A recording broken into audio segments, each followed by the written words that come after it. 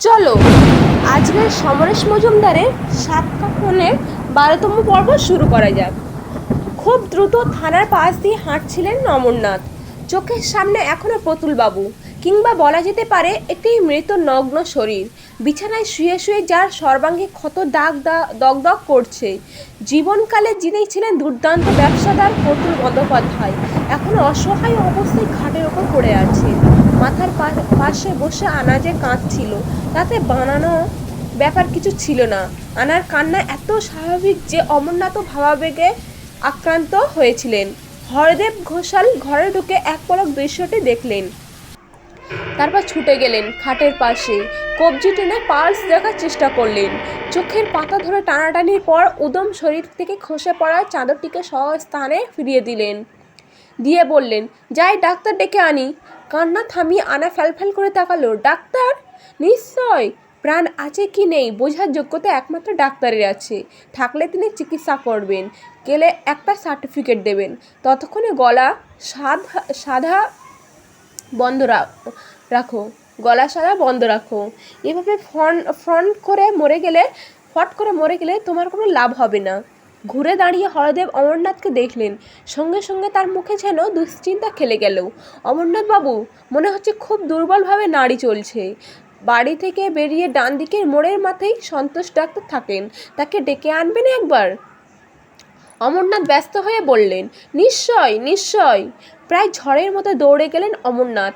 সন্তোষ doctor সব শুনে বললেন, প্রাণ যদি থেকেও থাকে তাহলে কিছু করার নেই, আপনি এগোন, আমি যাচ্ছি। ব্যানার্জি বাড়িতে ফেরার পথে হঠাৎ মনে হলো হরদেব তাকে ইচ্ছে করে ওই সময় সরিয়ে দিল না তো। আত্মীয় স্বজনরা আসার আগে কিছু হাতিয়ে নিতে পারে। মৃতদেহ খুব বেশি দেখেননি অমরনাথ এই জীবনে, কিন্তু প্রতুলবাবুর শরীরের দিকে একটুক্ষণ তাকিয়ে থেকে মনে হয়েছিল তার প্রাণ নেই। বাড়ির সেই বুড়ো চাকর অথবা নিজের ডাক্তারের কাছে না গিয়ে কেন তাকে পাঠালেন হরদেব? সদর দরজা দিয়ে না ঢুকে বাগানের পথে পা রাখলেন অমরনাথ। বুড়ো চাকরিটা চুপচাপ বসেছিল। একবার চোখ তুলে মুখ নামিয়ে নিল। খুব বিষণ্ণ দেখাচ্ছিল লোকটাকে। অমরনাথ প্রায় নিঃশব্দে পেছনের দরজা দিয়ে ভেতরে ঢুকলেন। প্রতুলবাবুর ঘরের দিকে পৌঁছানো মাত্র হরদেবের গলা কানে এলো, তাড়াতাড়ি কর, প্রত্যেক পাতায় ছাপ দাও, যেসব জায়গা পেন্সিলের ঠিক আছে তার উপরে। উইলে সই না করলে কি আছে, টিপ সই দিয়েছে তো, যে মানবে না সে কারোর কেস। অমরনাথ দরজায় দাঁড়ালেন। ভূত দেখার মতো চমকে উঠল আনা, এবং হরদেব কিছু বলার আগে সে দু হাতে উইলটাকে মুচড়ে ফেলল। হরদেব খুব দুঃখিতভাবে বললেন, প্রথমে যা করতে চেয়েছিল তা সুস্থ অবস্থায় করে যেতে পারেনি। বিছানায় পড়ে রইল কত বছর। আমায় বলেছিল, টুপ করে সে মরে যায় তাহলে অন্তত এই উইলে ওর টিপ ছাপ তুলে রাখি। দুজনে তো অভাব নেই। ওর শেষ ইচ্ছা পূর্ণ করছে এখন। হে হে করে একটু হেসে আরও যোগ দিলেন, কিন্তু কার জন্য করব? স্ত্রী বদ্যি নমুনা দেখলেন? আপনাকে দেখে ও এমন ঘাবড়ে গেল যেন চুরি করছে। উইলটার কি অবস্থা করলো দেখুন। আরে অমরনাথ বাবু, যখন পৌঁছে গিয়েছেন তখন সাক্ষী হিসাবে ওর সই নিতে হবে না? দাও উইলটা। হরদেব হাত বাড়ালেন। সত্যি চোরের মতো দাঁড়িয়েছিল আনা। এবার হরদেব হাত বাড়ালো মাত্র সে সচল হলো। কোনো কথা না বলে মুছে ফেলা উইলটাকে নিয়ে ঘর থেকে বেরিয়ে গেল। হরদেব চিৎকার করে বললেন, আরে কি হলো? সব ছাপ দেওয়া হয়ে গিয়েছে আনা, ও আনু। আর এই সময় ডাক্তারবাবু গলা পাওয়া গেলে সদর দরজায়। তাকে দরজা খুলে দিয়ে আর দাঁড়ালেন না অমরনাথ। আর সেই সময় পেছন থেকে আনা তাকে ডাকল, শুনুন। থমকে দাঁড়িয়ে মুখ ফেরালেন অমরনাথ। আনার হাতে তখনও গোল করে পাকানো উইল ধরা। একটা অনুরোধ রাখবেন? অমরনাথ জবাব দিলেন না। আনা বলল, আমাকে যত খারাপ ভাবেন তাতে আমার কিছু এসে যায় না। ওর শেষ ইচ্ছে ছিল আশালতাকে দেখা, হলো না। আপনি ওকে একবার নিয়ে আসবেন। কি দরকার? অমরনাথ শক্ত হয়ে দাঁড়িয়েছিলেন। বললাম তো, ওর ইচ্ছে পূর্ণ করতে। যেভাবে হরদেব শেষ ইচ্ছা পূর্ণ করেছিলেন। বাড়িতে মোড়া পড়ে আছে এই অবস্থায় তর্ক করবেন? অমরনাথ আর দাঁড়ায়নি। হনহনিয়ে বেরিয়ে এসে করলা নদী পেরিয়ে থানার রাস্তায় ধরেছিলেন। লোভ মানুষকে কত নিচে নামাতে পারে তার সবচেয়ে নগ্ন উদাহরণ দেখে উদ্ভাস্ত হয়ে পড়েছিলেন বারংবার। কোনো দিকে নজর ছিল না তার। হঠাৎ কানে গেল বাবা শব্দটি। দ্বিতীয়বার মনে হলো গলাটি তার চেনা। মুখ ফিরিয়ে ৩-৪টি মেয়েকে দেখলেন। ৩টি মেয়ে দাঁড়িয়ে আছে চুপটি করে, একটি এগিয়ে আসছে। এবার দীপা স্পষ্ট হলো। অমরনাথ যেন হুঁশ ফিরলেন।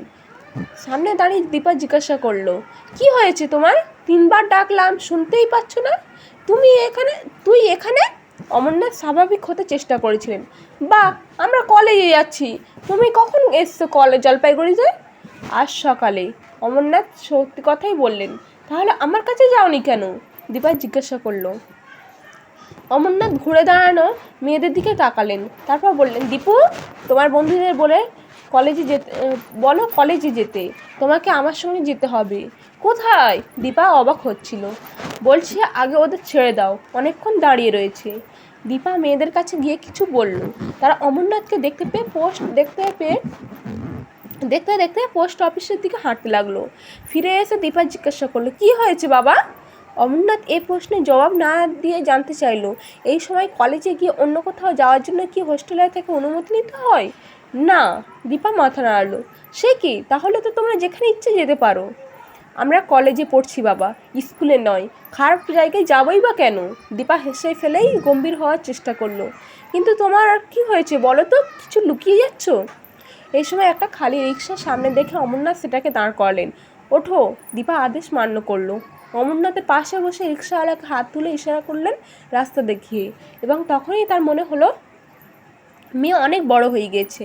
একজন ভদ্রমহিলার পাশেই বসে আছেন এমন অনুভূতি হচ্ছিল।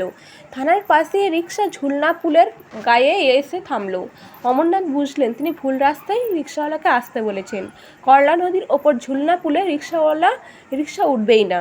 সেই সুভাষ বসে স্ট্যাচু অথবা দিনবাজার ঘুরে আসতে হবে। তাতে সময় লাগতো বেশি। এইটুকু রাস্তা পেরিয়ে ঝুলনা পুলে আসতে রিক্সার কোনো প্রয়োজন ছিল না। পয়সা দিয়ে মেয়েকে বললেন, চল। ঝুলনা পুলে উঠে দীপা জিজ্ঞাসা করলো, আমরা কোথায় যাচ্ছি বাবা? ব্যানার্জি বাড়িতে। না। দীপা, জীবনের প্রতিটি পদক্ষেপ একভাবে মাপতে যেও না। আমি ওই বাড়িতে যাব না। আমি তোমাকে কখনো যেতে বলিনি, কিন্তু আজ বলছি। কেন? ওদের সঙ্গে তো আর কোনো সম্পর্ক নেই। ইচ্ছে না করলেও কোনো কাজ করতে হয়। সম্পর্ক তুমি স্বীকার না করলেও আমাদের মানতে হয়। তোমাকে এখন ব্যানার্জি লিখতে হচ্ছে। আর সম্পর্ক যে মানুষগুলোকে কেন্দ্র করে ও বাড়িতে তৈরি হয়েছিল তারা কেউ আর আজ বেঁচে নেই। প্রতুলবাবু আজ সকালে পরলোক গমন করেছেন। সেই ভয়ঙ্কর রাগী মানুষটির মুখ মনে পড়ল দীপার। মুখে সব কিছু আর তেমন স্পষ্ট নয়, কিন্তু আদলটি মুছছে না এখনও। মেয়েকে চিন্তিত দেখে অমরনাথ বললেন, আমরা আর কদিন, সবাইকে যেতে হবে। প্রতুলবাবুও গেলেন। মৃত্যুর প্রতি শ্রদ্ধা জানানো যে কোনো জীবিত মানুষের কর্তব্য। চলো। না। শক্ত হয়ে দাঁড়ালো দীপা। নিচে করলার কালো জল স্থির। একজন লোক যারা ঝুলনা পুল দিয়ে যাতায়াত করছে তারা কৌতূহলী হয়ে এদের দিকে তাকিয়ে যাচ্ছিল। অমরনাথ বলে ফেললেন, বেয়াদবি করে না দীপা? দীপা জবাব দিল না, নদীর দিকে তাকিয়ে। এবং তখনই তার দু চোখ ঝাপসা হয়ে গেল। অমরনাথ সেটা দেখতে পেলেন না। তিনি গম্ভীর গলায় বললেন, আমি তোমাকে আদেশ করেছি তাই তুমি যাবে। চোখ মোছার চেষ্টা করলো না দীপা। অমরনাথকে সে অনুসরণ করলো। বাতাস বইছে, তার ছোঁয়ায় চোখের জল গালে শুকিয়ে যাচ্ছে। সমস্ত শরীর জুড়ে কাঁপুনি। ইচ্ছের বিরুদ্ধে অমরনাথ তাকে দিয়ে যে কাজ করাচ্ছেন তার বিদ্রোহের বাসনা ক্রমশ তাকে শক্ত করল। দীপা মনে মনে প্রতিজ্ঞা করলো, এই শেষ। যতদিন বেঁচে থাকবে ততদিন ইচ্ছের বিরুদ্ধে কোনো কিছুর সঙ্গে সমঝোতা করবে না। অমরনাথ কিংবা অঞ্জলি যদি অন্যায়ভাবে কিছু তার উপরে চাপিয়ে দেওয়ার চেষ্টা করেন তাহলে সেটা ঝেড়ে ফেলতে দ্বিধা করবে না। এই শেষবার। এর মধ্যে বেশ কিছু লোকজন এসে গিয়েছে। পাড়া প্রতিবেশীরা নেই, আত্মীয় স্বজনরা তো আসতে শুরু করেছেন। মেয়েকে নিয়ে অমরনাথ ঘরের এক কোণে দাঁড়িয়েছেন। আনা ইতিমধ্যে প্রতুলবাবুকে পাঞ্জাবি পরিয়ে বুক অব্দি চাদরে ঢেকে রেখেছে। হরদেব ঘোষাল অত্যন্ত ব্যস্ত হয়ে সব তদারকি করছিল। আনা বসে আছে প্রতুলবাবুর পায়ের কাছে। যারা এসছেন তারা নিচু গলায় কথা বলছিলেন। জেলায় কংগ্রেসে কংগ্রেস তারা কথারা মালা ফুল নিয়ে পৌঁছে গেলেন। দেখতে দেখতে প্রতুলবাবু এতকালে একাকিত্ব কাটিয়ে তার কর্মময় জীবনের প্রাপ্য সম্মান অর্জন করতে চললেন। জলপাইগুড়ি শহরে একজন পতিতশয্যা মানুষ চলে গিয়েছে এবং তাকে বিদায় জানাবার ব্যাপারটা যাতে সম্মানের সঙ্গে হয় তার আয়োজন চলছিল। এই সময় হরদেব প্রতুলবাবুর দাদাকে পথ দেখিয়ে নিয়ে এলেন। বয়স বেড়েছে, হাতে লাঠি। অমরনাথ দেখলেন ভদ্রলোক খুব একটা বদলায়নি। এই মানুষটি যদি হরিদাসবাবু বাড়িতে থাকে তাকে ডাকিয়ে নিয়ে গিয়ে দীপার বিয়ের ব্যবস্থা না দিতেন তাহলে মেয়েটাকে বিধবা হতে হতো না। অমরনাথ অনেক কষ্টে নিজেকে সংবরণ করলেন। প্রতুলবাবুর দাদা দরজায় দাঁড়িয়ে প্রথমে মৃত্যুদেহের দিকে তাকালেন, তারপর তার চোখ ঘরের মানুষের ওপর ঘুরতে লাগলো। অমরনাথ অন্যদিকে মুখ ঘুরিয়েছেন। প্রতুলবাবুর দাদা কয়েক পা এগিয়ে এসে বললেন, হরদেববাবু, প্রতুল আমার নিজের ভাই নয়, কিন্তু রক্তের সম্পর্ক রয়েছে। সে মারা না গেলে আমি এ বাড়িতে পা দিতাম না। আজ এসেছি ওই রক্তের সম্পর্কের জন্য, আসতে বাধ্য হয়েছি। হরদেব মাথা নিচু করে বললেন, অত্যন্ত সত্যি কথা। খাটের ওপর কে বসে আছেন? আনা। আনা মানে প্রতুলের? ওকে কথা শেষ করতে দিলেন না হরদেব। হ্যাঁ, ওকে নেমে আসতে বলুন, ব্যাপারটা অসম্মানজনক। হরদেব মিনমিন করে বললেন, উনি এতদিন সব সেবা যত্ন একা করে এসছেন। ভালো কথা, কিন্তু সেবিকায় সে কখনো আত্মীয়র মর্যাদা পেতে পারে না। হরদেব ছুটে গেলেন আনার কাছে। কথাগুলো সেও শুনেছিল, কিন্তু তার কোনো প্রতিক্রিয়া দেখা গেল না। হরদেব আনার কানের কাছে মুখ নিয়ে গিয়ে বললেন, ঝামেলা না করে নেমে আসাই ভালো। 5 জন দেখছে। আনা তবু নড়ল না, তার মুখ নিচু। অধৈর্য হরদেব ডাকলেন, আনা। আনা উত্তর দিল না। প্রতুলবাবুর দাদা গলা তুললেন, আচার্য, এ তো দেখছি কানকাটা মেয়ে ছেলে। অমরনাথবাবু, আপনি একটু শুনবেন? অমরনাথ চমকে উঠলেন। হঠাৎ যে তার নাম উচ্চারণ করবেন ভদ্রলোক তিনি ভাবতে পারেননি। সেই অবস্থায় দাঁড়িয়ে বললেন, আমাকে কিছু বলছেন? হ্যাঁ। প্রতুলবাবুর দাদা দরজায় দাঁড়িয়ে কথা বলছিলেন। যতদূর মনে হচ্ছে আপনি এখানে কন্যাকে নিয়ে এসেছেন, তাই তো? আজ্ঞে হ্যাঁ। অমরনাথ ব্যাপারটা বুঝতে পারছিলেন না। প্রতুলবাবুর দাদা যেন খুব স্বস্তি পেলেন। অমরনাথ যেখানে দাঁড়িয়েছিলেন সেখানেই এগিয়ে এসে বললেন, এসো মা, দূরে দাঁড়িয়ে থেকো না। তুমি এ বাড়ির বউ। প্রতুলের স্ত্রীর পুত্র নেই। তুমিও তার পরিবারের একমাত্র জীবিত মানুষ। ওর এই সময়ে তুমি তোমার কর্তব্য পালন করো। অমরনাথ কিছু বলার আগেই দীপা পরিষ্কার গলায় জিজ্ঞাসা করল, কীভাবে? প্রতুলবাবুর দাদা বললেন, অত দূরে দাঁড়িয়ে থেকো না। মৃত্যুর পাশে তার নিকট আত্মীয়রা থাকবে, সেটাই স্বাভাবিক। দীপার ঠোঁট কামড়ালো। ঘরের সমস্ত মানুষ তার দিকে তাকিয়ে আছে। অমরনাথ মেয়ের অবস্থা বুঝতে পেরে বললেন, আসলে এ বাড়িতে ওর আসা যাওয়া নেই, তাই সংকোচ। প্রতুলবাবুর দাদা কথাটা থামিয়ে দিলেন, সংকোচের কোনো কারণ নেই। আসা যাওয়া বন্ধ হওয়ার যথেষ্ট কারণ ছিল। এখন প্রসঙ্গ তোলার কোনো যুক্তি নেই। হিন্দু বিধবা পুনর্বিবাহ না করা পর্যন্ত বৈবাহিক সম্পর্ক বাতিল হয় না। আর ওর না হয় আসা যাওয়া ছিল না, কিন্তু আপনি তো নিয়মিত এসছেন। আমি? অমরনাথ হতভম্ব। সব খবর কানে এসছে আমার। এতদিন বলা দরকার মনে করিনি। তাছাড়া এখানে এসে আপনি অন্যায় কিছু করেননি। এসো মা। দীপা মাথা নাড়ল।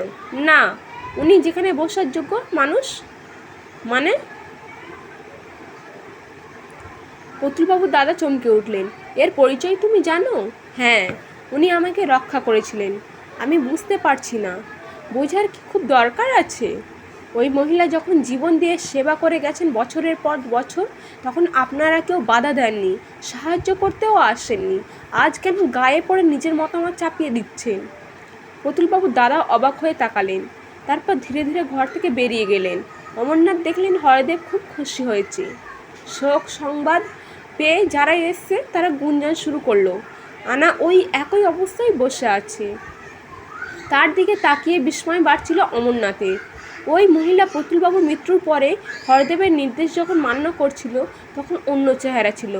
কোনটা সত্যি আর অভিনয়ে বোঝা অসম্ভব। এই সময় একটি যুবক এসে অমরনাথের সামনে দাঁড়ালো। আপনাদের বাবা ডাকছেন। চেহারা দেখে অমরনাথ অনুমান করলেন ছেলেটি প্রতুলবাবুর দাদারই ছেলে। তিনি দীপাকে বললেন, আই মা। এই ঘর থেকে বেরিয়ে যাওয়ার সুযোগ পেয়ে দীপা যেন বেঁচে গেল। যে মানুষটি খাটের ওপর শুয়ে আছে তার সঙ্গে কিদয়ের সময় দেখা প্রতুল বন্দ্যোপাধ্যায়ের কোনো মিল নেই, কিন্তু তা সত্ত্বেও ওদিকে তাকালে তার নিঃশ্বাস বন্ধ হয়ে যাচ্ছিল। অমরনাথের সঙ্গে ঘর থেকে বেরিয়ে দীপা দেখল শ্মশান যাত্রীরা প্রস্তুত। ভিড় আরও বাড়ছে। শুধু হাকিমপাড়া নয়, জলপাইগুড়ির অনেক মানুষ এসেছেন এখানে। বাগানের মধ্যে একা দাঁড়িয়েছিলেন প্রতুলবাবুর দাদা। সামনে যেতেই তিনি বললেন, অমরনাথ বাবু, আমি আমার বিআইয়ের বাড়িতে গিয়ে আগ বাড়িয়ে আপনাকে বিয়ের সম্বন্ধটা দিয়েছিলাম। এই কারণে আমি পরে অনুতপ্ত হয়েছি। এখন বললে ব্যঙ্গ বিশ্বাস করবে না। প্রতুলের অসুস্থতার পরে ব্যাপারটা আমার জানা ছিল না। তারপর অনেক বছর কেটে গেল। আপনার মেয়ে কলেজ ভর্তি হয়েছে। তার আচরণ নিয়ে যখন নানান কথা আমার কানে এসছে তখন ভেবেছিলাম মেয়েটা সেই আঘাত ভুলতে পেরেছে, কিন্তু তাই বলে আজ সবার সামনে আপনার মেয়ে আমাকে অপমান করবে সাহস পাই কোথাকে? সেদিনের অন্যায় প্রায়শ্চিত্ত করতে চেয়েছিলাম আজ। এই বাড়ির প্রতুলের সম্পত্তি অধিকার তাকে দিতে চেয়েছি সর্বসম্মুখে, কিন্তু তার বদলে ছি ছি ছি। অমরনাথ বললেন, আপনি ভুল বুঝছেন। ও আপনাকে ভালো করেই চেনেই না। খামোখা অপমান করতে যাবে কেন? অপমান নয়। আপনি এ কী বলছেন? ওই নষ্ট মেয়েটাকে সমর্থন করলো, আমাকে বলল গায়ে পড়ে চাপিয়ে দিচ্ছি। এসব শুনতে পাননি? দীপা শুনছিল এতক্ষণ। এবার অমরনাথকে বলল, বাবা, আমরা কি যাব মানে? প্রতুলবাবুর দাদা আঁতকে উঠলেন। এখন শ্মশান যাত্রা শুরু হয়নি, আর তুমি যেতে চাইছো? না, বাড়ির বউকে শ্মশান যেতে বলছি না, কিন্তু এখানে এসছো ঘোমটা না দিয়ে। তার উপর এখন বেরিয়ে গেলে আমাদের সম্মান থাকবে? দীপা ভদ্রলোকের মুখের দিকে তাকিয়ে স্পষ্ট বলল, দেখুন, আমি এখানে নিজের ইচ্ছায় আসিনি। বাবা জোর করেছিলেন বলেই আসতে হলো। তুমি কি নির্বোধ? মানে? এসব কথা বলার অর্থ কি জানো? যা সত্যি তাই আমি বলেছি। অমরনাথবাবু, আপনার মেয়েকে বুঝিয়ে বলুন, এসব কথা উচ্চারণ করার অর্থ এই পরপারের সমস্ত সম্পত্তি থেকে সরে দাঁড়ানো। দীপা হাসল। এখানেও আপনি ভুল করেছেন। ভুল? যে সর্বনাশ একদিন আপনারা আমার করেছিলেন, আজ তার প্রায়শ্চিত্ত করার জন্য বেকুল হয়েছেন। খুব ভালো, কিন্তু এ বাড়ির একটা টুকরোকেও নিজের করে ভাবার কোনো প্রবৃত্তি আমার নেই। বাবা, বলো। দাঁড়াও, ছোট মুখে অনেক বড় কথা বললে। বড় কথা কি না জানি না, এটা আমার বিশ্বাসের কথা। যারা দিনের আলোয় উপদেশ দেয় আর রাতের অন্ধকারে চুরি করে এই বয়সে তুমি তাদের দলে পৌঁছে যেতে পেরেছো দেখে অবাক হচ্ছি। কি বলছেন আপনি? তুমি কি ভাবছো আমি জানি না যে তোমার বাবা ওই মেয়ে ছেলেটার সঙ্গে এক হয়ে তোমাকে সম্পত্তির ভাগ দেওয়ার চেষ্টা করেছে? সে কি? অথচ সেটা তুমি নিজেই একা অধিকার করতে পারতে। আমি ব্যাপারটার কোনো অর্থ বুঝতে পারিনি এতকাল। আজ যখন ওই মেয়ে ছেলেটাকে তুমি সমর্থন করলে তখন অর্থটার হৃদয় অঙ্গম হলো। আপনি আমার বাবার নামে মিথ্যে বদনাম দিচ্ছেন। অমরনাথ কিন্তু করে বললেন, প্রতুলবাবু চেয়েছিলেন বলে। মিথ্যে বদনাম? কি অমরনাথ, ব্যাপারটা কি মিথ্যে? তুমি আমাকে এসব কথা কখনো বলোনি বাবা। দীপার গলার স্বর কেঁপে উঠল। তার প্রশ্ন শুনে অমরনাথ মাথা নিচু করলেন। প্রতুলবাবু দাদা বললেন, যাচ্ছিলে ঠিক আছে, বিষয় সম্পত্তির ব্যাপারটা না হয় তোমার বাবা তোমাকে বলেনি, কিন্তু চা বাগান থেকে জলপাইগুড়ি শহরে এসে হোস্টেলে বাস করে এই যে পড়াশোনা করছো। এই সময় শ্মশান যাত্রীরা হরিধ্বনি দিতে দিতে প্রতুলবাবুর দেহ খাটে চাপিয়ে বাইরে বেরিয়ে এলো। একটি মাত্র কঠের কান্না শোনা যাচ্ছিল। সেদিকে তাকিয়ে প্রতুলবাবু দাদা বললেন, থাক, আর কিছু বলার নেই। দীপা বাধা দিল, দাঁড়ান, আমার পড়াশোনার ব্যাপার কি বলছিলেন? যেতে গিয়ে দাঁড়িয়ে পড়লেন ভদ্রলোক। এতক্ষণে তুমি অনেক বড় কথা বললে মা। তোমার অপমানিত হওয়ার কারণ যথেষ্ট আছে, তবে দুরকম আচরণ করা ঠিক নয়। তুমি এবাড়ির সম্পত্তি, এবাড়ির সঙ্গে সম্পর্ক যদি অস্বীকার করো, তাহলে প্রতুলের দেওয়া টাকায় পড়াশোনা করা ঘোরতর অন্যায়। প্রতুলবাবু দাদা আর দাঁড়ালেন না। সব মিছিলের সঙ্গে সঙ্গী হয়ে ছেলেকে নিয়ে দ্রুত হাঁটতে লাগলেন। তখন চারধারে হরিধ্বনি উচ্চকিত। মিছিল একটু একটু করে বেরিয়ে গেল বড় রাস্তায়। বলো হরি, হরি বল। শব্দ দুটি আর দীপার কানে পৌঁছাচ্ছিল না। সে পাথরের মতো দাঁড়িয়েছিল। প্রতুলবাবুর দাদা কথাগুলো বলার পর থেকেই তার সমস্ত অনুভূতির লোপ পেয়ে গিয়েছিল। অমরনাথ অত্যন্ত অসহায় বোধ করছিলেন। মেয়ের কাছে লুকিয়ে রাখা খবরগুলো প্রতুলবাবুর দাদা যে এভাবে বলে যাবেন তার ধারণার বাইরে ছিল। ঠিক করেছিলেন মেয়ে গ্র্যাজুয়েট হওয়ার পর একসময় নিজেই খুলে বলবেন। এমনভাবে জানলে তিনি নিশ্চয়ই জোর করে দীপাকে নিয়ে আসতেন না। এখন মাথা তুলতেও তার সংকোচ হচ্ছিল। কিন্তু প্রতুলবাবু, হরদেব ঘোষাল আর তিনি ছাড়া একমাত্র আনা আর অঞ্জলি ব্যাপারটা জানে। আনা জানে কি না সে ব্যাপারেও তিনি নিঃসন্দেহ নয়। ব্যাপারটা গোপন রাখতে তিনি প্রতুলবাবুকে সেই সময় অনুরোধ করেছিলেন। তাহলে এই ভদ্রলোক খবরটা পেলেন কি করে? তিনি যে মাঝে মধ্যে এ বাড়িতে আসা যাওয়া করেছেন তাও ভদ্রলোকের অজানা নয়। অমরনাথের মনে হলো আর কিছু করার নেই। তিনি মেয়ের মুখের দিকে তাকাতে ভরসা পাচ্ছিলেন না। এই সময় সেই বুড়ো কর্মচারীটা এগিয়ে এসে দীপার সামনে দাঁড়ালো। খুব বিনীত গলায় বলল, আপনাকে ডাকছে। দীপা তাকালো, কিন্তু প্রশ্ন করল না। লোকটি আবার বলল, আনাদি আপনাকে একবার আসতে বলল। এবার দীপা সচল হলো। অমরনাথ দেখলেন তাকে কোনো কথা না বলে দীপা ধীরে ধীরে লোকটির সঙ্গে এগিয়ে যাচ্ছে। কিছু প্রতিবেশী মহিলা তখনও দাঁড়িয়েছিল বাড়ির সামনে। তারা সকৌতূহলে তাকিয়ে আছেন দীপার দিকে। অমরনাথ এগোতে পারলেন না। দীপা ধীরে ধীরে বাড়ির ভেতর ঢুকে গেল। তিনি পায়চারি করতে লাগলেন বাগানে। শূন্য বাড়ি। প্রতুলবাবুর শরীর বের করে নিয়ে যাওয়ার সঙ্গে সঙ্গে ফোর হয়েছিল। তারা বেরিয়ে এসছিল। যারা ছিল তারা বেরিয়ে এসছিল। বৃদ্ধ একটি দরজার সামনে দাঁড়িয়ে দীপাকে ইশারা করলো ভিতরে। দীপা ঘরে ঢুকলো। লোকটি চলে গেল। আনা বসেছিল তক্তপোষেরই উপরে। তার হাতের মুঠোয় আঁচল এবং সেটি মুখে চাপা। পিঠ ফুলে ফুলে উঠেছে। দীপা কিছুটা দূরত্বে দাঁড়িয়ে দৃশ্যটা দেখল। তারপর কথা বলল, কিছু বলবেন? আনা মুখ তুলল, আর কান্না সোচ্চার হওয়া মাত্র সে সামলাবার চেষ্টা করলো। তারপর জড়ানো গলায় জিজ্ঞাসা করলো, আমার কি হবে? দীপার বোধগম্য হলো না। সে প্রশ্ন করলো, কি ব্যাপারে? তোমরা কি আমাকে তাড়িয়ে দেবে? কান্না করলো, কান্না গলার দখল ছাড়ছিল না। তো তাড়াবার কেউ নেই। তাড়াবার তো কেউ নেই, তুমিই সব। বলো, তুমি কি আমাকে এ বাড়ি ছেড়ে চলে যেতে বলবে? আবার বলছি, আমি কেউ নয়। কিন্তু আপনার চলে যাওয়ার কথা হচ্ছে কেন? সবার সামনে আমাকে জানিয়ে দেওয়া হলো আমি ওর দাসী। আপনি কি নিজেকে তার চেয়ে বেশি ভাবেন? হ্যাঁ, শুধু দাসী হলে এতগুলো বছর আমি মানুষটাকে বাঁচিয়ে রাখতে চাইতাম না। খুব খারাপ মন্দ লোক ছিল। তবু কান্নাটা বন্ধ করতে আনা মুখ আঁচলে চাপা দিল। আমি যাই না। আনা হঠাৎ উঠে দাঁড়িয়ে করুণ স্বরে বললে, তুমি যেও না। তুমি না থাকলে ওরা আমাকে বাড়ি থেকে দূর করে দেবে। কেউ আপনাকে সেটা করতে পারবে না। আচ্ছা, ওর স্ত্রী কোথায়? সে কি তুমি জানো না? না, তিনি নেই। পাগলাগারদেই মারা গিয়েছেন। পাগলাগারদে? হ্যাঁ। শোনো আশালতা, আপনি আমাকে ওই নামে ডাকবেন না। ওহ, তুমি এখানে বসো। তোমাকে আমি সব কথা বলবো। আমার কোনো কথা শোনার একটুও ইচ্ছে নেই। না, শুনতে হবে। একদিনে আমি তোমার উপকার করেছিলাম, সেই অধিকার থেকে তোমাকে বলছি, একটু বসো। কথা বলতে বলতে আনা দরজার কাছে এসে পৌঁছে সেটাকে ভেজিয়ে দিল। আনা হঠাৎ উন্মাদিনীর মতো দেখাচ্ছিল। তার আঁচল মাটিতে লুটোচ্ছিল, চুল আলুথালু। দীপা হতাশ ভঙ্গিতে খাটে এসে বসলো। আনার মুখ দেখে মনে হলো একা পেয়ে একটু সন্তুষ্ট হয়েছে।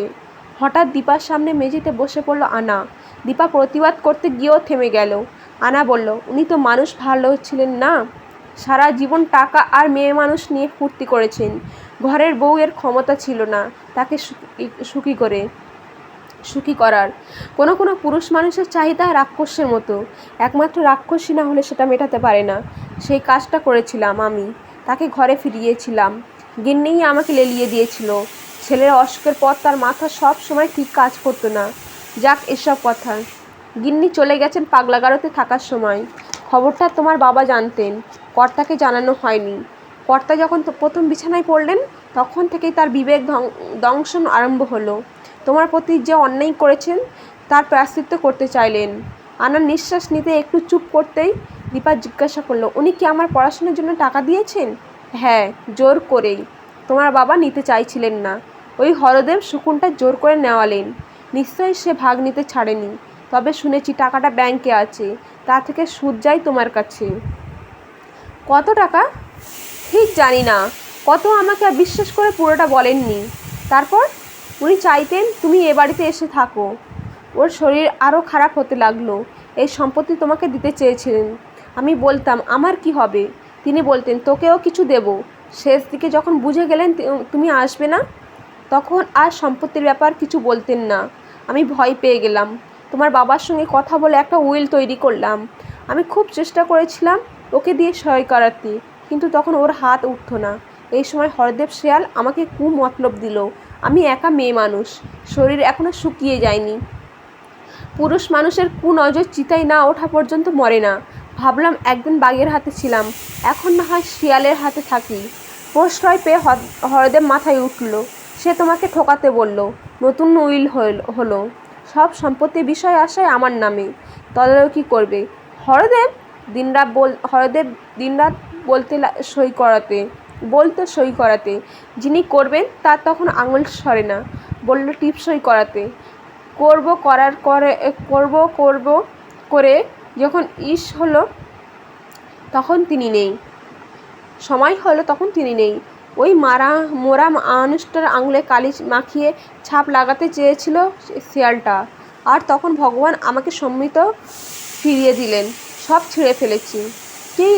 কিন্তু কে জানতো ওর আত্মীয় এসে 5 জনের সামনে আমাকে খাট থেকে নামাতে চাইবে।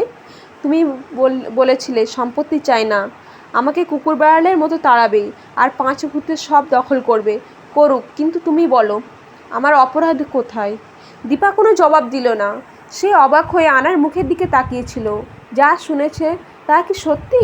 হরদেব ঘোষাল তাকে রাস্তায় দাঁড় করিয়ে যে কথা বলেছিল তা মনে পড়ল। চা বাগানে চিঠি লিখে জানিয়েছিল ব্যাপারটা, কিন্তু অমরনাথ এখনও সেই প্রসঙ্গ তোলেনি। আনা যা বলছে তাতে কি মিথ্যে আছে?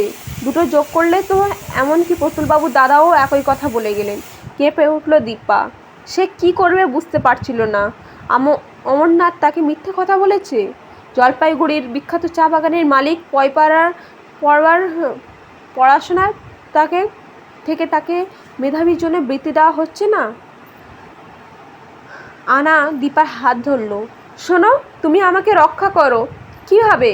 দুর্বল গলায় বলল দীপা। ওদের বলো আমি এ বাড়ি ছেড়ে যেতে পারবো না। আপনার কেউ নেই? আছে, একটা ছেলে আমাদের দেশে, হাওড়ায়। সেখানে আমার যাওয়ার মুখ নেই। কটা টাকা বা সে কি তার টাকাবো সে বড় হচ্ছে। ওর বাবা নেই? না, সে কত বাবুর ছেলে।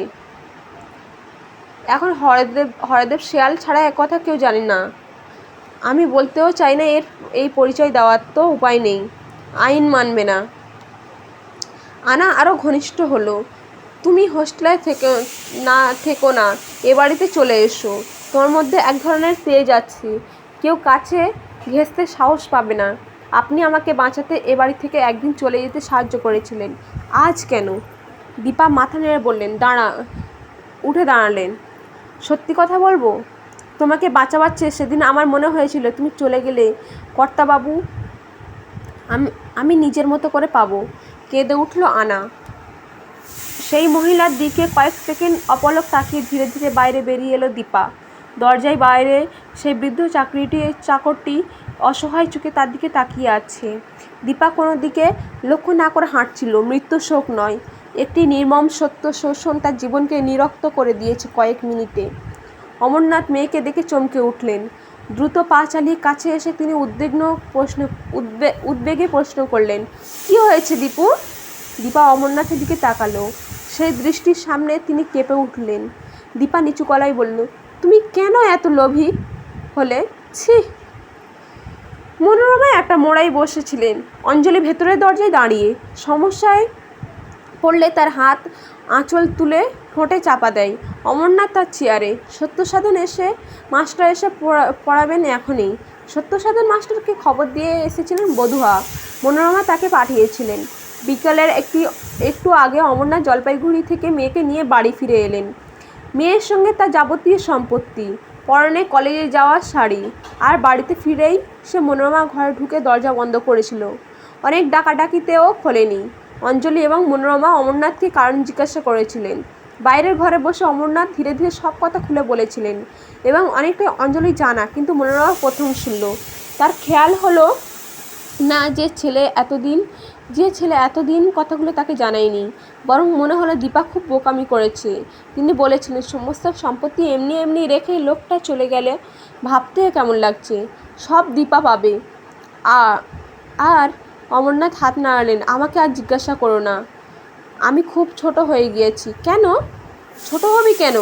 তুই তো আর হাত পেতে কিছু নিতে যাসনি। আইন যা বলে তাই হবে।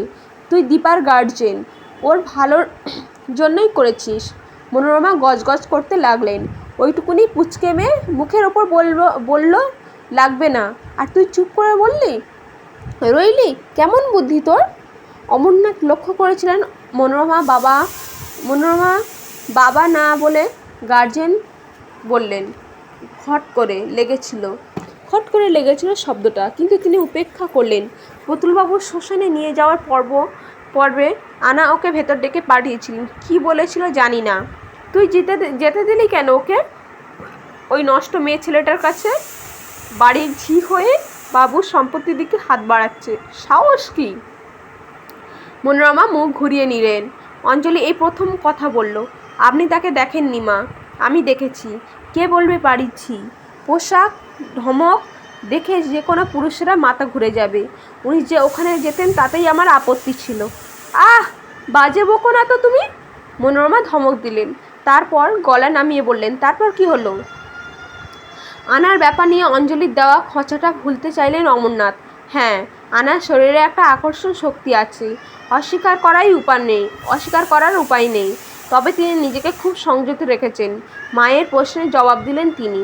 অনেকক্ষণ বাদে ও ভেতর থেকে বেরিয়ে এলো। কেমন অসুস্থ দেখাচ্ছিল ওকে। আমি ছুটে গিয়ে কারণ জিজ্ঞাসা করতে মেয়ে বলল, তুমি কেন এত লোভী হলে? ছি, আমি মাটিতে মিশে গেলাম মা।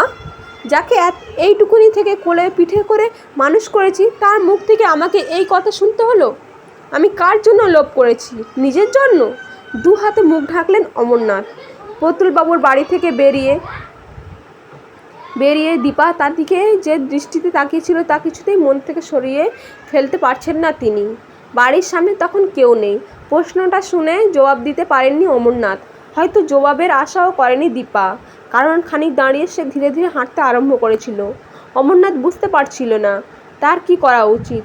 অসহায়ের মতো তিনি মেয়েকে অনুসরণ করতে বাধ্য হলেন। আনা দীপাকে ভেতরে ডাকিয়ে নিয়ে গিয়ে ঠিক কী কথা বলেছে তার কোনো আন্দাজ করা সম্ভব ছিল না, কিন্তু যেসব তথ্য এতদিন মেয়ের কাছে তিনি লুকিয়ে রেখেছিলেন তা প্রকাশ পেয়ে যাওয়াতে এক ধরনের সংকোচবোধ তাকে আচ্ছন্ন করে রেখেছিল, যা নাড়া খেয়ে গেল দীপার একটি বাক্যে। ক্রমশ তিনি উষ্ণ হতে আরম্ভ করলেন। তার মনে এমন ভাবনা ছিল যে অল্প বয়সে সম্পত্তি দীপা তার জীবনের গুরুত্বপূর্ণ ঘটনাটাকে অস্বীকার করেছে। এই বয়সে অনেকেই ন্যায়নীতি নিয়ে বাড়াবাড়ি করে থাকে, কিন্তু বয়স বাড়লে বাস্তব বুদ্ধি প্রখর হলে অমরনাথ যখন ঘটনাটা প্রকাশ করবেন তখন প্রতুলবাবুর সম্পত্তি গ্রহণ করতে হয়তো আপত্তি থাকবে না। অভাবের আঁচ যার গায়ে লাগেনি সে অনেক ত্যাগ করতে পারে, কিন্তু সত্যিকারের অভাবীর পক্ষে সংসার থেকে ত্যাগের কথা বলা খুব নির্মম ব্যাপার। অমরনাথ দ্রুত পা চালিয়ে মেয়ের সঙ্গ নিলেন, কিন্তু প্রশ্ন করতে গিয়েও সামলে নিলেন তিনি। কি প্রশ্ন করবেন? কি বলল আনা? কেন দীপা তার মুখের ওপর অমন ভয়ানক কথাটা বলল? মেয়ের মুখের দিকে আর চোখে তাকিয়ে তিনি বুঝে গেছেন প্রশ্নগুলো করা নিরর্থক। একদম পাথরের মতো মুখ হয়ে গেছে মেয়ের। চুপচাপ তারা হেঁটে এসেছিলেন করলা নদী পর্যন্ত। তিনি ভেবে পাচ্ছিলেন না এখন দীপা কোথায় যাবে। কলেজ যাওয়ার না মাসিক তা নিশ্চয় থাকতে পারে না মন মানসিকতা।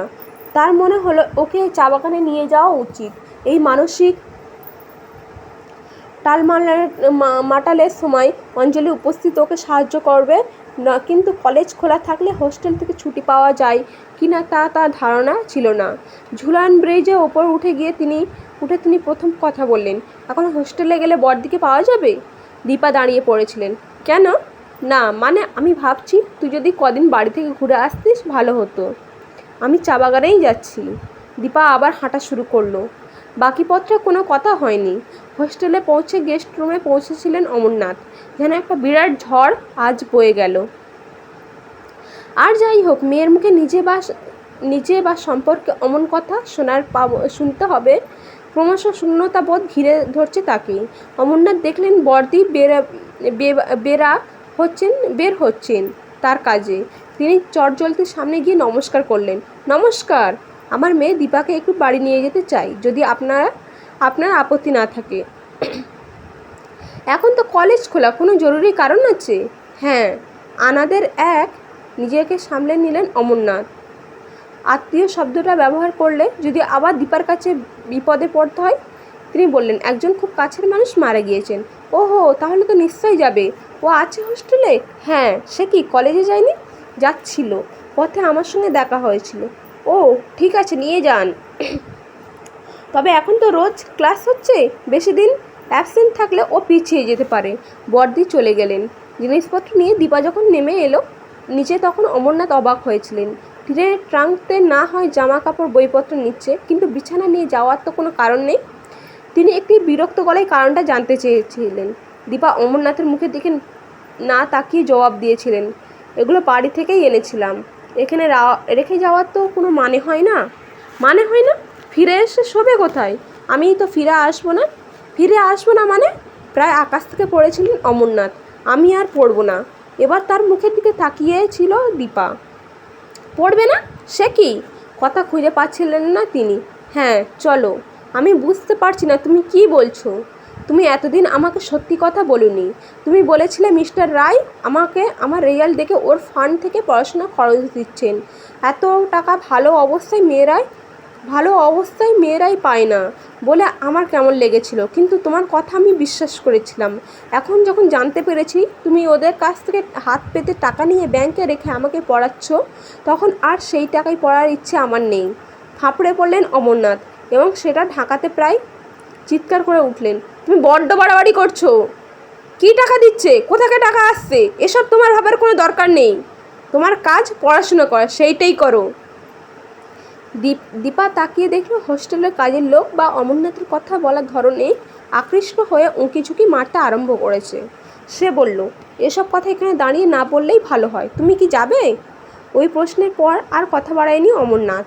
দুটো রিক্সা ডেকে তার একটাই মালপত্র সমেত মেয়েকে তুলে দিয়েছিলেন। দ্বিতীয়টায় উঠে বসে রাগ, অভিমান আর অসহায়তা মিশিয়ে নিয়ে দিশাহারা হয়ে চলেছিলেন তিস্তার ঘাটের দিকে। অঞ্জলি ইতিমধ্যে আলো জ্বেলে দিয়েছে। ছেলেরা বড় হয়ে গেছে, তাদের কৌতূহল এখন স্বাভাবিক। দিদি বাক্স পেটিরা নিয়ে কলেজ থেকে ফিরে এসছে কেন সেটা জানতে চেয়েছে মায়ের কাছে। দিদি ঠাকুরমার ঘরে দরজা বন্ধ করে রেখেছে, তার কাছে পৌঁছানোর উপায় নেই। তাছাড়া তার গম্ভীর্যের কারণে সব কথা জিজ্ঞাসা করা যায় না। ভেতরে বারান্দা হ্যারিকেন জ্বালাতে অঞ্জলি বলেছিল, সব ব্যাপারে এত আগ্রহ কেন? তোমরা তোমাদের মতো থাকো। বড়টা জিজ্ঞাসা করলো, দিদির শ্বশুর মরে গেছে? হ্যাঁ, কেউ মারা গিয়েছে শুনলে এভাবে প্রশ্ন করতে নেই। দিদি কি আর পড়বে না? জানি না। না পড়লে দিদি কি করবে? দিদি কি আবার বিয়ে করবে? সঙ্গে সঙ্গে ছোটটা বলল, মা, দিদি তো বিধবার বিয়ে হয়? বড় জবাব দিল, হয়। ঈশ্বরচন্দ্র বিদ্যাসাগর বিধবা বিবাহ প্রবর্তন করেছেন। অঞ্জলি এবার কড়া ধমক দিল, এ ব্যাপারে আর কোনো কথা ওদের মুখ থেকে শুনতে চায় না জানিয়ে বাইরে ঘরে চলে এলো আলো নিয়ে। আবছা অন্ধকার মা আর ছেলে বসেছিলেন। আলো টেবিলে রেখে অঞ্জলি বলল, মাস্টারমশাইও এখনও এলেন না কেন? অমরনাথ ভাঙা গলায় বললেন, ওকে কেন খবর দিতে গেলে? মনোরমা বললেন, পারলে একমাত্র উনিই পারবেন। পড়াশোনার ব্যাপারে মাস্টারের কথাই দেখছি ও বেদবাক্য বলে মনে করে। অমরনাথ তার আপত্তিও জানালেন, ঘরের কেচ্ছা বাইরের লোক জানবে। কেচ্ছা আবার কি? এ তো ঘরেই হয়। তাছাড়া মাস্টার সেরকম মানুষ নয়, হাজার হোক মেয়েটার খুব স্নেহ করে। মনোরমা দৃঢ় গলায় বললেন। এই সময় বাইরের বারান্দায় পায়ের শব্দ হলো এবং সেই সঙ্গে সত্যসাধন মাস্টারের গলা ভেসে এলো। অমরনাথবাবু আছেন না নাকি? অমরনাথবাবু আছেন নাকি? অঞ্জলি চটপট এগিয়ে গিয়ে ভেজানো দরজা খুলে বলল, আসুন। কী ব্যাপার, হঠাৎ জরুরি তলব? দীপার কিছু হয়েছে নাকি? বলতে বলতে সত্যসাধন ঘরে ঢুকলেন। অমরনাথ ওঠার একটু চেষ্টা করল, আবার গা এলিয়ে দিলেন। মনোরমা বললেন, বসুন মাস্টার মশাই, আপনার সঙ্গে কথা আছে। সত্যসাধনবাবু বসলেন। তার গায়ে ধৈব পাঞ্জাবি থেকে ঘামের গন্ধ পেল অঞ্জলি। দরজা বন্ধ করে পাশ দিয়ে আসার সময় সত্যসাধনবাবু অমরনাথের দিকে তাকালেন। দীপা মায়ের কিছু হয়েছে নাকি? সে আছে কেমন? অমরনাথ জবাব দিলেন, না। মনোরমা বললেন, দীপা এখানে চলে এসছে। তার কলেজ বন্ধ? সত্যসাধন মাস্টার ব্যাপারটা বুঝতে পারছিলেন না। মনোরমা মাথা নাড়ালেন, না, আপনাকে সব কথা খুলে বলি। ব্যাপারটা আমাদের পরিবারের গোপন বিষয়, কিন্তু আপনাকে আমি বিশ্বাস করছি, কারণ দীপাকে ভালোবাসেন। আপনি জানেন ওর বিয়ে এবং বিধবা হওয়ার ঘটনা।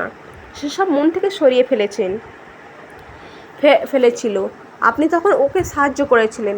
জলপাইগুড়ি কলেজে যখন পণ্ডিতে যাওয়ার কথা হলো, তখন ও শ্বশুরমশাই নিজে অমরকে ডেকে অনুনয় করলেন যেন দীপার পড়ার খরচ তাকে দিতে দেওয়া হয়। তিনি প্রায়শ্চিত্ত করতে চান। তা সরাসরি না দিয়ে টাকাটা ব্যাংকে অমর আর দীপার নামে রেখেছিলেন। ব্যাংক থেকে প্রতি মাসে হোস্টেলে পাঠিয়ে দিত। অমর কথা দীপাকে বলেনি। মেয়ের যা জেদ, তাতে বললে হয়তো শুনতো না। এই চলছিল। ওর শ্বশুর খুব অসুস্থ ছিল, আজ সকালে মারা গিয়েছেন। তার উত্তরাধিকারী বলতে দীপা। অমর দীপাকে নিয়ে গিয়েছিল সেই বাড়িতে। সেখানে গিয়ে মেয়ের মাথা বিগড়ে গিয়েছে। অমরকে অপমান করেছে আর সব জিনিসপত্র নিয়ে হোস্টেল ছেড়ে চলে এসছে, পড়াশোনা করবে না বলে। সত্যসাধন মাস্টার চুপচাপ ছিলেন। এবার নিচু গলায় জানতে চাইলেন, কেন? এবার অমরনাথ আচমকা গলা তুলে বললেন, তার মান গিয়েছে। প্রতুলবাবুর টাকায় তিনি পড়বেন না। আমাকে লোভী বললেন। লোভ? আর আর আর আরে কার জন্য আমি করেছি? নিজের জন্য না, ছেলে দুটোর জন্য। তোরই জন্য তো, তোর ভালোর জন্যই তো চাই। অঞ্জলি চাপা গলায় ধমকে উঠল, ওঠো। আহ, কি হচ্ছে কি? এসব কি বলছো চিৎকার করে? মেয়েটা শুনতে পেলে ভালো হবে। পাক, এই বুড়িতে ওর ভয়ে আমাকে চুপ করে থাকতে হবে? হোস্টেল থেকে মেয়ে বিদ্যাধরী হবে, আমার পয়সায় পড়লে বাকিদের বঞ্চিত করা হবে, এই চিন্তা তার মাথায় কখনো এসছে? এত জেদ কিসের? ক্ষিপ্ত দেখাচ্ছিল অমরনাথকে। মনোরমা শান্ত গলায় বললেন,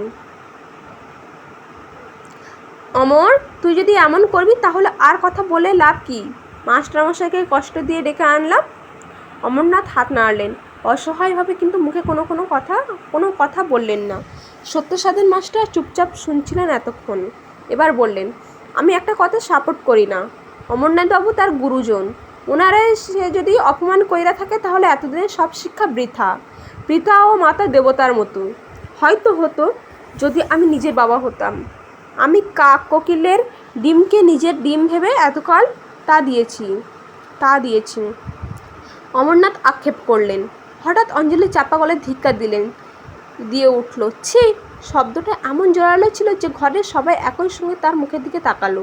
অঞ্জলি বলল, তুমি ওই কথাটা উচ্চারণ করতে পারলে? অমরনাথ স্ত্রীর চোখে চোখ রাখতেই কুঁকড়ে গেলেন। দু হাতে কপাল চেপে ধরলেন তিনি। সত্যসাধন মাস্টার উঠে এলেন তার পাশে। ঠিক আছে, আপনার মনের অবস্থায় মাথা ঠান্ডা রাখা সত্যই মুশকিল, কিন্তু সে অনেক ছোট। আমাদের তো একটু উদার হতেই হয়। আপনি নিজেকে সংযত করেন অমরনাথবাবু। অমরনাথ কোনো জবাব দিলেন না, কিন্তু তাকে খুবই অনুতপ্ত দেখাচ্ছিল। সত্যসাধন মাস্টার ঘুরে দাঁড়ালেন। সে কোথায়? মনোরমা গালে হাত দিয়ে বসেছিলেন। আমার ঘরে বসে আছে, দরজা বন্ধ করে। সত্যসাধন মাস্টার জিজ্ঞাসা করলেন, তার লগে তো কথা কওয়া দরকার। মনোরমা অঞ্জলির দিকে মুখ ফেরালেন। যাও বলো মাস্টারমশাই দেখা করতে এসছেন। অঞ্জলি পা বাড়াচ্ছিল। মনোরমা আবার ডাকলেন, বৌমা, আজ তোমরা মাথা গরম করেছো। কিন্তু যেদিন ওই একদিনের বাচ্চাকে নিয়ে এসে তুমি আমার অনুমতি চেয়েছিলে, সেদিন আমি কি বলেছিলাম মনে আছে? অঞ্জলি জবাব দিল, না। মনোরমা অপেক্ষা করলেন না। আমি আপত্তি করিনি, শুধু বলেছিলাম, আমৃত্য মাথায় এই চিন্তা এনো না যে সে তোমাদের রক্তে জন্মায়নি। আজও বলি, চিন্তাটা মাথায় এলে তোমরা যেমন কষ্ট পাবে, সেও তার থেকে বাদ যাবে না। এতদিনের পরিশ্রম তো মিথ্যে ছিল না। তাহলে আজ কেন ওসব কথা তুলছো তোমরা? অঞ্জলি একবার শাশুড়ি আর একবার স্বামীর দিকে তাকালো। তার মনে হলো এই কথাটাই মনোরমা অমরনাথকে শোনানোর জন্যই বলেছেন। মনটা খানিক হালকা হলো তার। সে কোনো কথা না বলে ভেতরে চলে এলো। মনোরমা বন্ধ দরজার সামনে দাঁড়িয়ে অঞ্জলি ডাকলো, দীপা। প্রায় সঙ্গে সঙ্গে ভেতর থেকে জবাব এলো, আমাকে এখন বিরক্ত করো না। বলার ভঙ্গি এবং কথাগুলো শুনে অত্যন্ত বিরক্ত হলো অঞ্জলি। সে উষ্ণ গলায় বলল, তোমাকে বিরক্ত করার বিন্দুমাত্র বাসনা আমার নেই। সত্যসাধন মাস্টার এসছেন, তিনি তোমাকে ডাকছেন বলেই আমাকে আসতে হলো। কি বলবো দয়া করে বলে দাও। এতেই কাজ হলো। ধীরে ধীরে দরজা খুলল, কিন্তু মেয়ের মুখের দিকে তাকিয়ে সমস্ত উষ্ণতা উধাও হয়ে গেল অঞ্জলির। দীর্ঘ সময় ধরে কাঁদলে কোনো মানুষের মুখ এমন ফুলে যায়, কিন্তু নিজেকে সংযত করল সে। কোনো কথা না বলে মেয়ের আগে বাইরের ঘরে দরজা পর্যন্ত এসে ইঙ্গিতে মনোরমাকে জানালো দীপা আসছে। সত্যসাধন মাস্টার দেখলেন অত্যন্ত কুষ্ঠিত ভঙ্গিতে দীপা এসে দরজায় অঞ্জলির পাশে দাঁড়ালো। তিনি ডাকলেন, এখানে আসো, এই খাটের উপরে বসো। দীপা চোখ তুলে মাস্টারমশাইকে দেখল, তারপর হঠাৎই সব কুষ্টা ঝেড়ে ফেললো। ঘরে প্রান্তের খাটে কাছে এসে ঠেস দিয়ে দাঁড়ালো। সে ভুলেও একবারও অমরনাথের দিকে তাকালো না। সত্যসাধন তার ছাত্রীর দিকে একদৃষ্টে তাকিয়েছিল। এবার বললেন, তোমাকে একটা প্রশ্ন করি। কোনো বস্তু গ্রহণ করবার সময় লজ্জা, মান, সম্মান, দরিদ্র, অর্থকে প্রতিবন্ধক হিসেবে কল্পনা করা নির্বোধক। দীপা জবাব দিল না। তার ঠোঁট মৃদু মাত্র নড়ল। সত্যসাধন মাস্টার মাথা নাড়লেন। জবাব দাও, তোমারে এতকাল যা শিক্ষা দিলাম তার কতটা গ্রহণ করেছো দেখি। ভালোবাসা। দীপা জবাব দিল নিচু গলায়। সম্ভবত এই উত্তরটা আশা করেননি সত্যসাধন। তিনি সোজা হয়ে বসলেন, তারপর হেসে উঠল, ঠিক, কারেক্ট। আর? দীপা মাথা নাড়ালো। সে জানে না। শিক্ষা। সত্যসাধন নিজেই উত্তরটা দিলেন। শিক্ষিত হতে চাইলে কোনো লজ্জা, মান, সম্মান, অভিমানকে প্রশ্রয় দেওয়া বোকামি। আত্মসম্মান? হ্যাঁ, আত্মসম্মানও। কারণ এটি এমন এক বস্তু যে চিরকাল একই চেহারায় থাকে না। তোমার আত্মা আজ যে সকল জিনিসের দ্বারা অপমানিত বোধ করতেছে, তা আগামীকাল সেইভাবে নাও ভাবতে পারে। বয়স, অভিজ্ঞতা এবং শিক্ষা মানুষকে উদার করে। উদারতা অনেক সময় মান অপমান বোধকে চালিত করে। আজ যে ব্যাপারে তোমার আত্মসম্মানে আঘাত লাগতেছে, কাল সেটা গুরুত্বহীন হইতে পারে। কিন্তু শিক্ষা কখনো বৃথা যায় না। বিদ্যার জন্য প্রকৃত মানুষ চিরকাল নত মস্তকে থাকে। বিদ্যা বিনয় দান। আবার বিনীত না হলে বিদ্যা অর্জন সম্ভব নয়। আশা করি আমার কথা তোমার বোধগম্য হইতেছে। আমি ওদের বাড়ির টাকায় পড়াশুনো করব না, কারণ ওদের সঙ্গে আমার কোনো সম্পর্ক স্বীকার করি না। তারা তো কেউ জীবিত নেই, কিন্তু আমার কাছে সমস্ত ব্যাপারটা লুকিয়ে রাখা হয়েছিল। স্নেহ অতি বিষম বস্তু। অমরনাথবাবু তোমার মানসিকতা বুঝিয়াই তোমারে তখন কিছু জানেন না। হ্যাঁ, সেই কাজটা ঠিক হয় নাই, কিন্তু কেউ করুণা করে আমাকে টাকা দিয়েছে পড়াশোনা করতে। করুণা? এটা কি বললা? তুমি জানতে কোনো এক বড়লোক তার ট্রাস্টি হইতে তোমার পড়াশোনা খরচ দিতেছে? সেইটারে করুণা ভাবো নাই কেন? ভেবেছিলাম ওটা অনেকে পেয়ে থাকে। খোঁজ নিয়েছিলা তোমাদের কলেজে আর কেউ ওই টাকা পায় কি না? না। কেন? এ ব্যাপারে আগ্রহ হয় নাই কেন? টাকা পয়সার ব্যাপারে আমার কোনো আগ্রহ হয়নি। চমৎকার। আজ নতুন কইরা আগ্রহের কি দরকার? শোনো মা, টাকার গায়ে কারণ নাম লেখা থাকে না। পাপির টাকা না ভালোর টাকা। যদি পুণ্যের জন্য ব্যয় হয়, তাহলে সেটা আর পাপের গন্ধ থাকে না। দীপা জবাব দিল না, কিন্তু তার ভঙ্গি দেখে বোঝা যাচ্ছিল এসব কথার সিদ্ধান্ত বদল করতে রাজি নয়। সত্যসাধন মাস্টার ব্যাপারটা বুঝতে পারলেন। একটু হেসে জিজ্ঞাসা করলেন, আচ্ছা, ধরো তোমার কথা ঠিক, তাহলে তো এখন তুমি কি করবে? মাথা নাড়ালো দীপা। জানি না। চমৎকার। এতদিন এত বছর যত পরিশ্রম করেছো সব জলাঞ্জলি দিয়ে যদি ঘরে বসে থাকো তাহলে তো তুমি আমার মুখ সত্যি উজ্জ্বল করবা। দীপা কথাগুলো শুনে করুণ চোখে তাকালো, একটু ভেবে বলল, আমি না হয় প্রাইভেট পরীক্ষা দেব, না হয় যেন কোনো কিছু করব না, বইলাই পরীক্ষা দেব। ছি ছি, এই চা বাগানে কার কাছে তুমি পড়বা? প্রাইভেট পরীক্ষা দেওয়া যদি সহজ হইতো তাহলে কেউ কলেজে ভর্তি হইতো না। এবং এই প্রথম কান্নায় ভেঙে পড়ল দীপা। সত্যসাধন মাস্টার এবার অপেক্ষা করলেন। যতক্ষণ দীপা শান্ত না হয় ততক্ষণ তিনি চুপ করে রইলেন।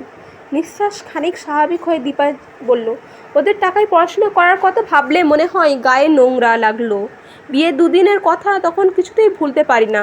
তাছাড়া বাবা কেন আমার কাছে সব লুকিয়ে রাখলো? একদিন না একদিন আমি নিশ্চয়ই জানতে পারতাম। লুকিয়ে রেখে কী লাভ হলো? সত্যসাধন মাস্টার বললেন, আমি তো প্রথমেই বিষয়টা নিয়ে আলোচনা করেছি। অমরনাথবাবু কাজটা ঠিক করেন না, কিন্তু তুমিও খুব অন্যায় করেছো দীপা। অন্যায়? দীপা চোখ তুলল।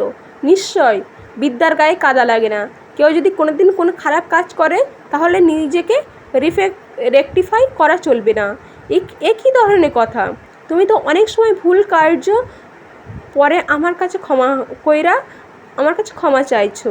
আমি যদি ক্ষমা না করতাম, আমি যদি আর তোমার পড়াইতে না আসতাম, তোমার শ্বশুর প্রায়শ্চিত্ত করার চেষ্টা করেছে, সেটাই তো মিথ্যে নয়? সেই চেষ্টারে তুমি কেন অসম্মান করবা? যাও, ঘরে যাও, এখনই তোমার মতামত দিতে হইবে না। আমার কথাগুলো ভাবো, কাল সকালে আসবো তোমার কাছে। দীপা মাস্টারমশাইয়ের দিকে একবার তাকিয়ে ধীরে ধীরে ঘর ছেড়ে চলে গেল। মনোরমা অঞ্জলিকে ইশারা করতে সে মেয়ের সঙ্গ নিল। সত্যসাধন মাস্টার উঠে দাঁড়ালেন। এখন চলি অমরনাথ বাবু? চলি মা। মনোরমা জিজ্ঞাসা করলেন, কি বুঝলেন? কাল সকাল পর্যন্ত ওরা কিছু না বলাই ভালো। কিছু একটা কথা Amarnath babu. You good be proud of your daughter. দীপার মতো ছাত্রী পাইছি বইলাই আমিও আজ গর্বিত। নমস্কার। ব্যাগ থেকে টর্চ বের করে বাইরের দরজা খুলে বারান্দায় পা রাখলেন সত্যসাধন মাস্টার। মাঠের ভিতর দিয়ে আসাম রোডে পৌঁছানো পর্যন্ত তিনি অন্যমনস্ক ছিলেন। ওইটুকুনি একটি মেয়ে এতখানি আত্মসম্মান বোধ কী করে অর্জন করলো? এতক্ষণ যত উপদেশই তিনি দিয়ে থাকুক সেগুলো সে খুব জোরালো নয়। তার চেয়ে আর কে বেশি জানে? এখন মনে হচ্ছে দীপারও সেটা বুঝতে অসুবিধা হয়নি। কিন্তু তিনি কি করতে পারতেন? সঙ্গত কারণেই জেদ দেখিয়ে সরে দাঁড়ালে মেয়েটা সারা জীবন মুখ থুবড়ে থাকবে। নিজের পায়ে মাথা উঁচু করে দাঁড়াবার চেষ্টাও ক্ষমতা আছে এমন ছাত্রছাত্রী তিনি কখনো পাননি। দীপা ব্যতিক্রম। সেই দাঁড়াবার মুহূর্তে যদি অভিমান বা আত্মসম্মান বোধ এসে আঘাত করে তাহলে তিনি সমর্থন করতে পারেন না। ভালো কাজের জন্য কখনো কখনো মন্দের সঙ্গে সমঝোতা করতে হয়। তিনি দীপাকে তাই করার উপদেশ দিয়েছেন। আসাম রোড নির্জন। দুপাশে বড় বড় দেওদার গাছে ঝিঝি ডাকছে। বেশ কিছুটা দূরে চা বাগানে বাবুদের কোয়ার্টার্সের জ্বালা হ্যারিকেনের টিমটিম আলো অন্ধকারকে আরও ঘন করে তুলেছে। টর্চের আলো মিলিয়ে এসছে। এ মাসে স্কুলে মাইনে হয়নি। এমনিতে হাতে যা পান তাতে দুবেলা ভাত ডালের বেশি কিছু জোটে না।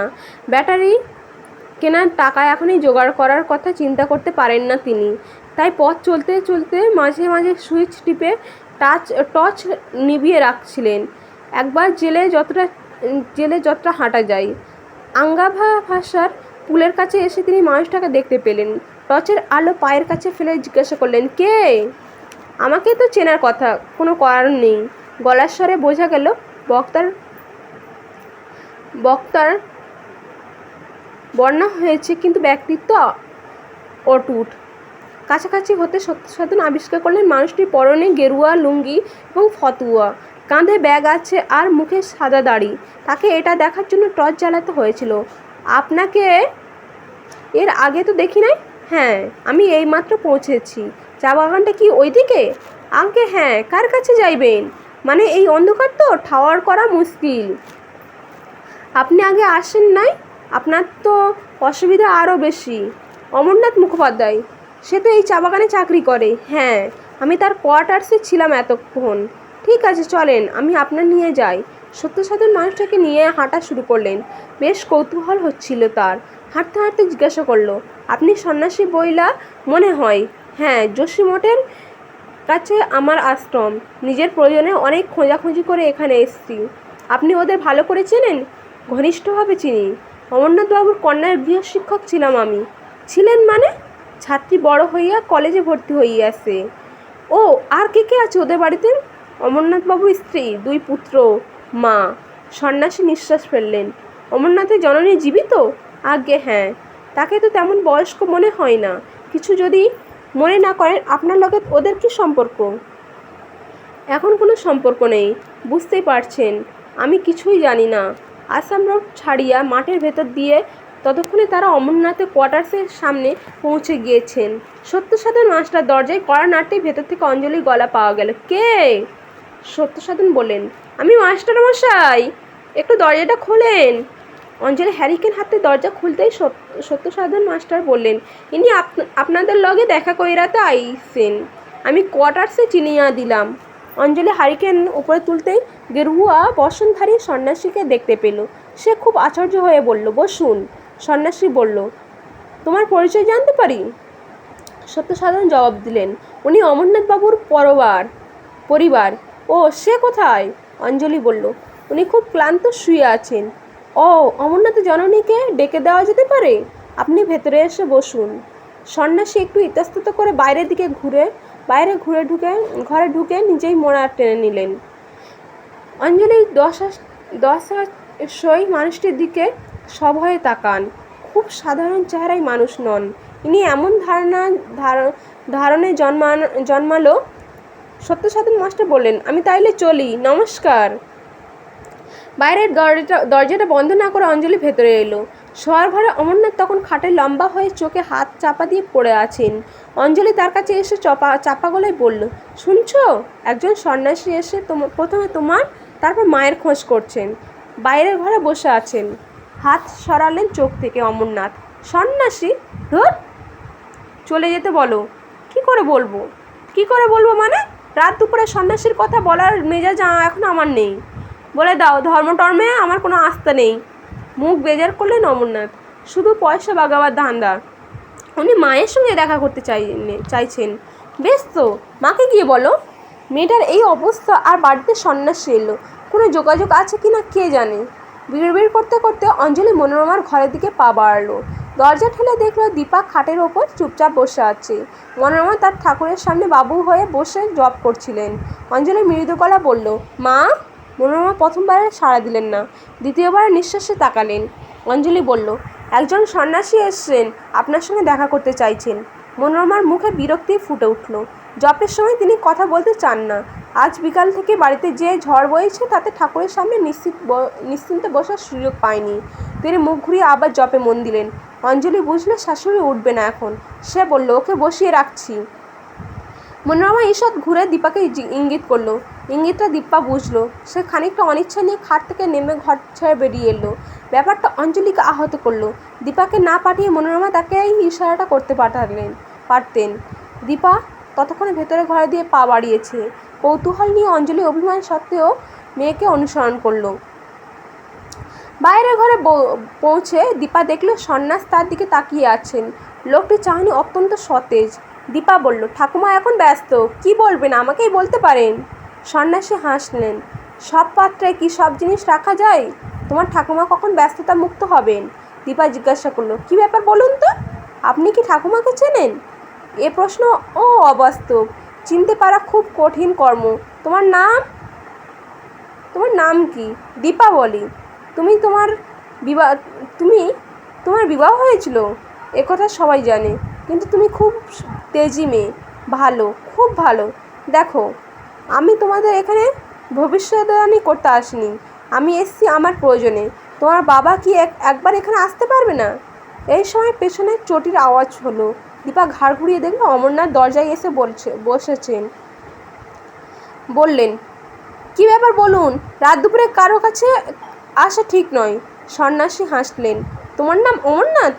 তিনি একবার তাকিয়ে মুখ সরিয়ে নিলেন। বসো, তোমার সঙ্গে আমার কিছু কথা আছে। আজকের পর্বটি এই পর্যন্ত। আমার এই অডিও বুকটি শোনার জন্য থ্যাংক ইউ সো মাচ।